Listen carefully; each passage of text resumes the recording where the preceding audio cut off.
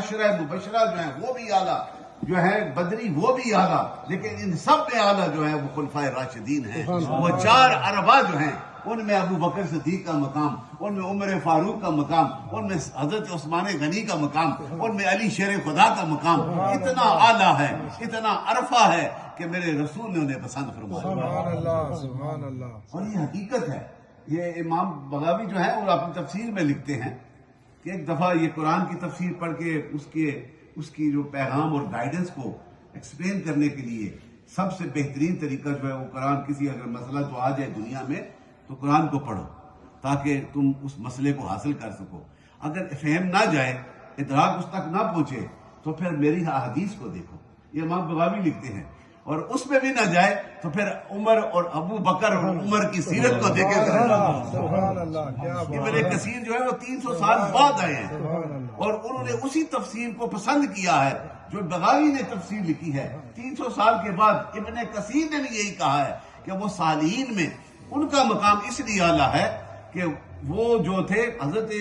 عبداللہ ابن مسعود، وہ بڑے خوبصورت مفسر بھی تھے اور قرآن کو پڑھتے تھے، اور حضور نے فرمایا تھا انہیں، یہ حدیث میں جاؤ میری امت کو قرآن سکھاؤ۔ سبحان اللہ۔ بس یہ سیدنا آپ لکھتے ہیں کہ میں جب بھی کوئی مشکل ہوتی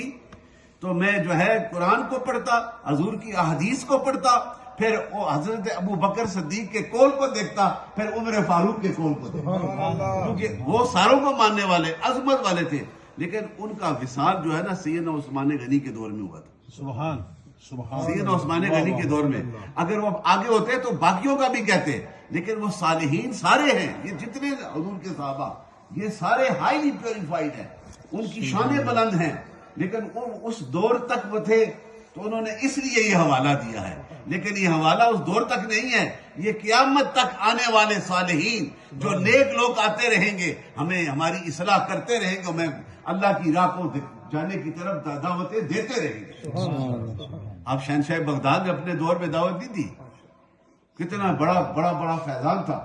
اور he was a religious minister of that time, اور وہ قرآن اور فقہ بھی پڑھاتے تھے اور ساتھ تصوف کا پیغام۔ تصوف کسے کہتے ہیں؟ مسٹک، پیوریفائی، یہ ذکر کا پیغام دیتے تھے کہ بیٹھو اللہ کے ذکر میں مست ہو جاؤ، اللہ سے پیار کرو، جب اس کے ذکر میں آ جاؤ گے تو پھر وہ تمہیں وہ منزل مل جائے گی۔ اور آپ نے یہ کیٹاگریز فرمائی کہ ایک پہلی منزل جو ہوتی ہے اہل ذکر کی، یہ ہم ذکر کرنے والے آپ آئے نا، وقت کتنا بیٹھے ہیں یہاں پہ، ذوق تھا نا اس لیے آئے ہو نا، ایک پیار ہے، یہ پہلی محبت کی ہوتی ہے، محبت کی ہوتی ہے، اور یہ محبت ہر ایک کو ہوتی ہے، اپنے دین کے ساتھ محبت ہوتی ہے، دین کے ملانے والے رسول کے ساتھ محبت، یہ پہلی محبت ہر ایک کی، اس کا وہ مقام ہے، کیٹیگری ہے اس کی منزل ہے یہ تصوف میں کہ وہ ہر ایک کو محبت ہوتی ہے۔ یہ آسٹن سے آئے صاحب آئے، کوئی برائٹ فیلڈ سے آئے، کوئی نیلسن سے آئے، کوئی یہاں کے بسنے والے، یہ چوزن ون ہے، انہیں محبت ہی آج ہم نے جانا ہے۔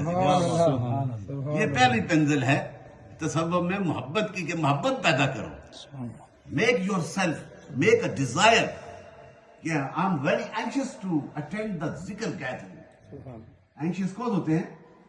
جو محبت کرنے والے ہوتے ہیں، محبت پیدا کرتے ہیں، اور پھر کہتے ہیں کہ جب وہ محبت والا اتنا کامل ہو جاتا ہے نا کہ وہ بار بار ذکر کرتا ہے، بار بار نمازیں پڑھتا ہے، بار بار خیرات کرتا ہے، بار بار قرآن پڑھتا ہے، اسے اور لذت آتی ہے، تو پھر وہ جو ہے وہ وصل کی منزل میں چلا جاتا ہے، تلاش کی منزل میں،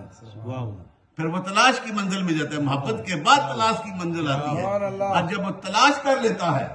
اسے اس مقام پہ پہنچتا ہے تو پھر وہ معرفت کے مقام سے آشنا ہو جاتا ہے، رب کے جلووں کے فیض سے آشنا ہو جاتا ہے، لیکن پہلی منزل محبت ہے۔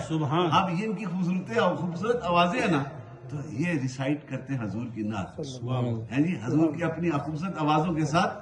یعنی they paid the respect to the Prophet سبحان اللہ، by reciting his character, by reciting with the great love۔ اور یہ آج کی باتیں نہیں ہیں، یہ محبت کا کرینہ حضور کے صحابہ نے سکھایا۔ سبحان اللہ، 35 سے زیادہ صحابی جو تھے نا حضور کی پوئٹری پڑھا، اور ایک دفعہ حضور نے یہ فرمایا، اب یہ بات سیدنا ابو بکر صدیق کا مہینہ ہے نا، اب یہ وصال ابھی پچھلا دن تھا یہ گزرا،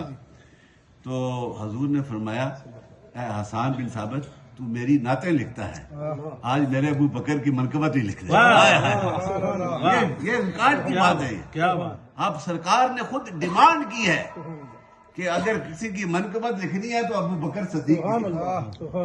یہ شان عطا کی گئی، اس لیے ان کو مقام اتنا بڑا ملا ہے۔ تو یہ کتنے خوش قسمت کہ آج انہی کی نسبتوں سے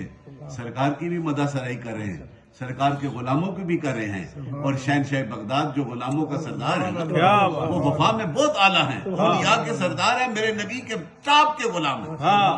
نبی کے وفادار ہیں، اس لیے ان کو یہ مقام ملا ہے کہ جتنے بھی اولیاء ہیں ان کے سردار جو ہے وہ شیخ عبد القادر جیلانی، وہاں بھی یہ مقام انہیں حاصل ہوا ہے۔ تو میرے دوستو، اس لیے ہم یہ انٹینشن لگ کے آ کے بیٹھتے ہیں، we sit together for some times to recite the zikr of Allah with the connection of that pious personalities۔ جب ہم آئیں گے جی 11ویں شب میں آئے شیخ عبد القادر جیلانی نے اپنے دور میں کیا، تو کیا میرا رب ہم پہ نہیں کرم فرمائے گا؟